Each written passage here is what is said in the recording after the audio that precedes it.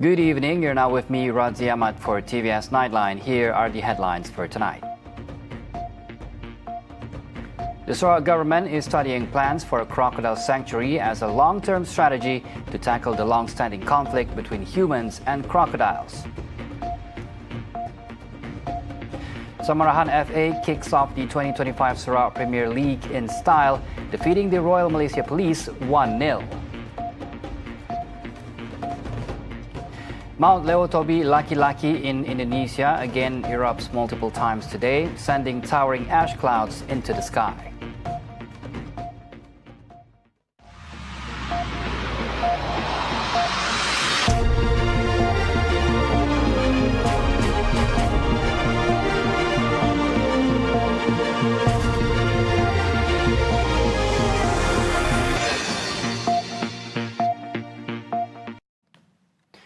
The crocodile attack victim in Kampung Lubuk, a 32-year-old Ahmad Al-Zakri Sudin, was known to family and friends as Ajat and remembered as a devoted son.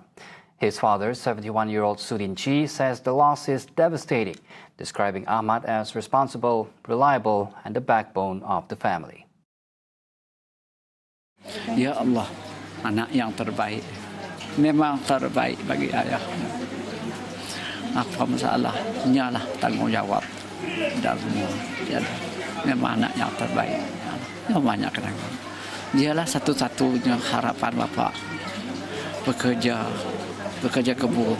Nyalah menguruskan dan apa keguntingannya. Ya nak urus. Apa nak berjalankan sendiri. Dan nyalah. On Monday, September 15th, Ahmad Al-Zakri went down to the river with his father to catch prawns. Around 4 in the afternoon, he was reportedly attacked by a crocodile just 200 meters from the banks of Kampung Lubuk. As of today, search and rescue teams were still scouring the area for his body. Meanwhile, the Sarawak government is studying plans for a crocodile sanctuary as a long-term strategy to tackle human-crocodile conflicts.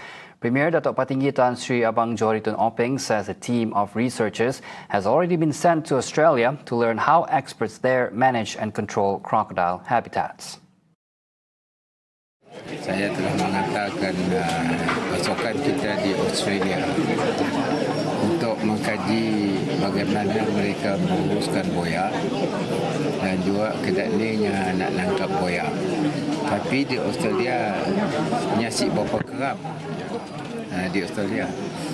Tapi ada tempat sanctuary di mana buaya yang digumpul di satu tempat dan buaya itu diuruskan oleh pakar-pakar buaya. Mengikut kajian, ada caranya hubungan manusia dengan buaya itu. Ada yang buaya ganas, ada buaya si ganas. Speaking earlier today after visiting the grieving family of crocodile attack victim Ahmad Al-Zakri Sudin, the Premier announced that the Sarawak Forestry Corporation has been tasked to look into the sanctuary's location and execution.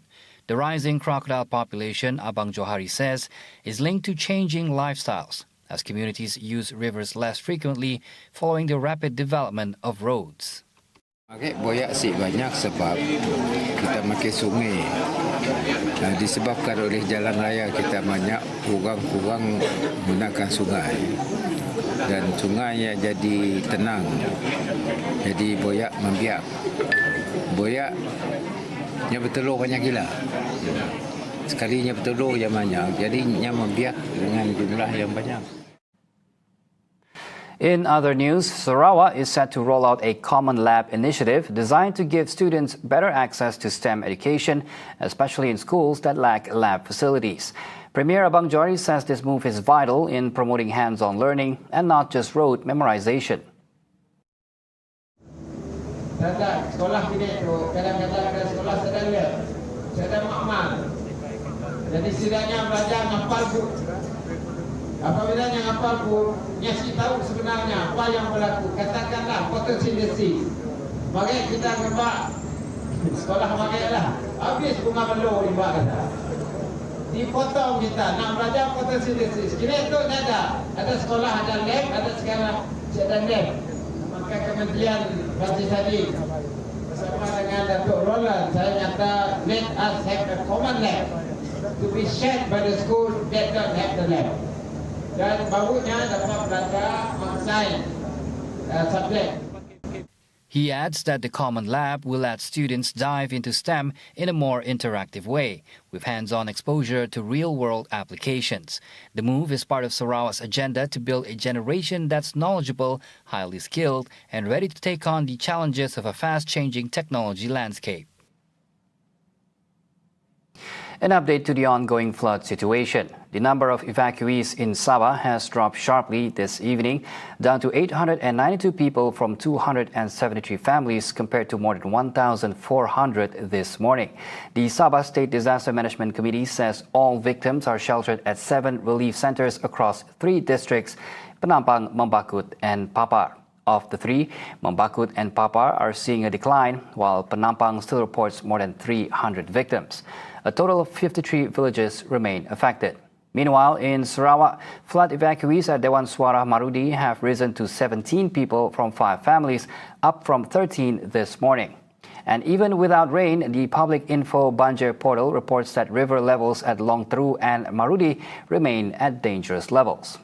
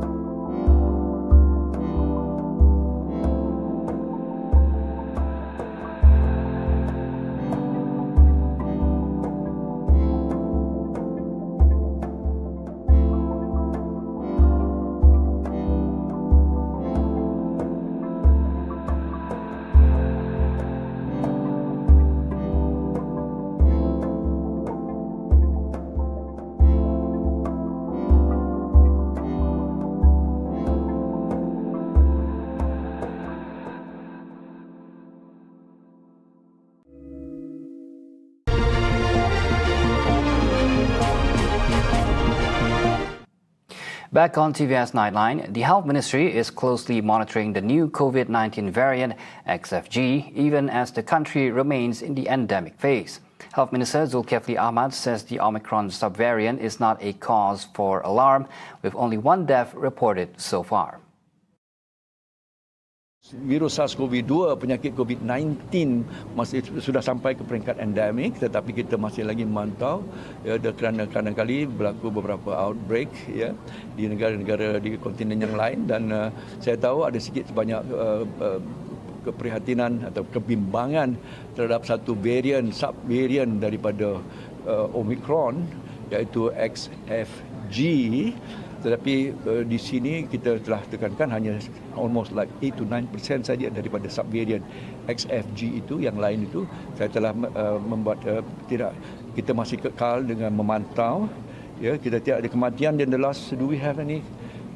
There was one earlier in the year, 1 death. Tapi yang lainnya tidak ada satu kebimbangan besar. Zulkifli says the XFG subvariant shows a contagiousness rate of just over 9%, lower than GM1 at 17% and XEC at nearly 13%.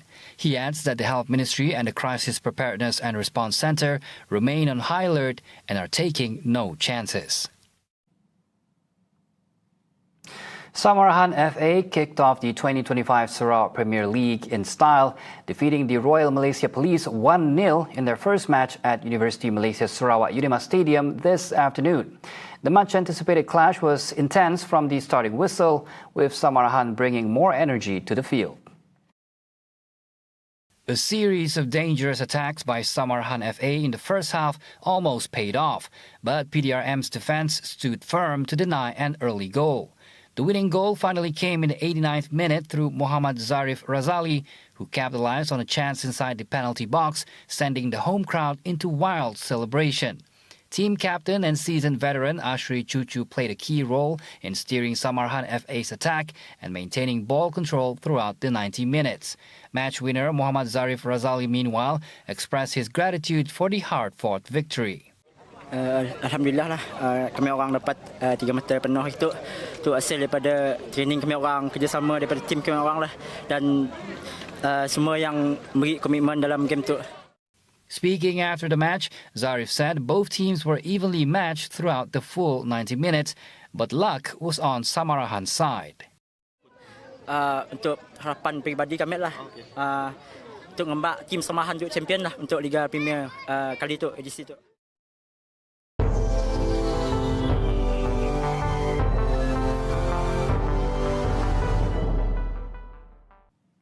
A volcano in eastern Indonesia has erupted multiple times today, sending towering ash clouds into the sky just hours after officials raised its alert status to the highest level and forcing a nearby airport to shut down.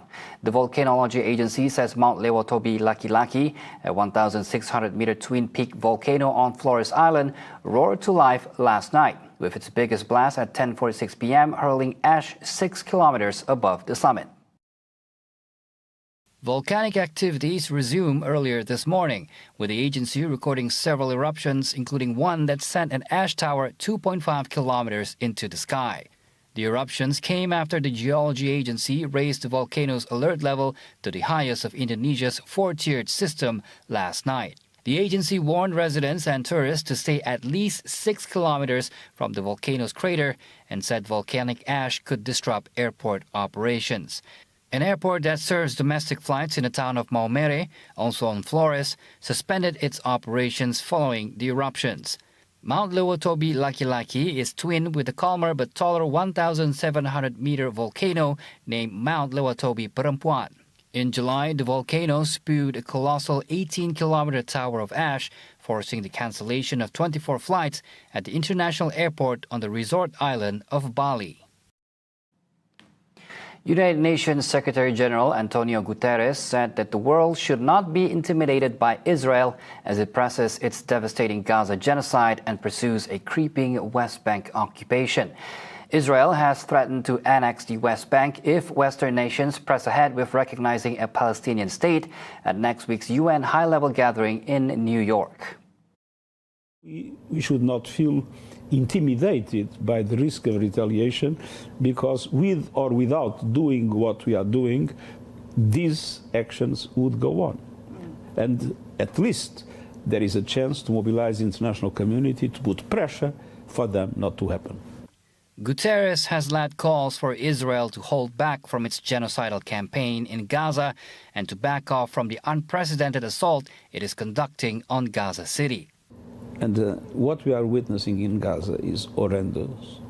It is the worst level of death and destruction that I've seen in my time as Secretary General, probably in my life. Israel has pummeled Gaza City with airstrikes and tank fire in its bid to seize it, nearly 2 years into the genocide that has devastated the Palestinian territory and left Gaza gripped by famine. See the world closer with TVS as we bring you the latest news updates both locally and internationally.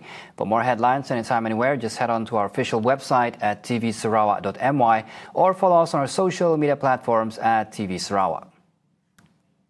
And those were the updates on TVS Nightline. I'm Razi Ahmad. Thank you for watching and have a good night.